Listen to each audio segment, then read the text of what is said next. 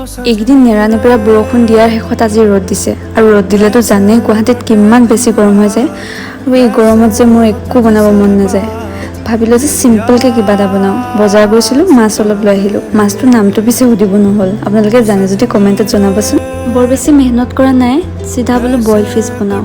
Boil fish বনাবৰ কাৰণে আলু, গাজৰ, ভোল, পিঁয়াজ আৰু জলকীয়া, নৰসিংহৰ পাত, আদা নহৰু পেষ্ট দি পেলাই এনেকৈ বইল কৰিছোঁ। মোৰ ওচৰত চব্জি এয়া আছিলে, আপোনালোকে যিকোনো চব্জি ইউজ কৰিব পাৰে। আৰু কণবিলাহী কেইটামান আছিলে, সিজাৰ পাছত নেকি কণবিলাহী আৰু টেঙা চেপি দিব, আকৌ অকণমান দেৰি সিজিব দিব। এনেকৈ টেঙা হ'লে খাই ভাল লাগে মাছটো। আৰু দুপিচমান মাছ আছিলে, ফ্ৰাই কৰি ল'লোঁ। আৰু মাছৰ যোনটো মাথা আছিলে যে, এই মাথাটো বেঙেনাৰ লগত এনেকৈ পিঁয়াজ দি পেলাই বনালোঁ। অকণমান পানী দি দিব, তেতিয়া মানে সিজে ন বস্তুটো, তেতিয়া খাই বেছি ভাল লাগে মানে। আপোনালোকে কোনটো ষ্টাইলত মাছ খায় মোক ক'বলৈ নাপাহৰিব। এয়া আমাৰ ডেলিচিয়াছ বইল ফিছ ৰেডি, গৰম ভাতৰ লগত ছাৰ্ভ কৰি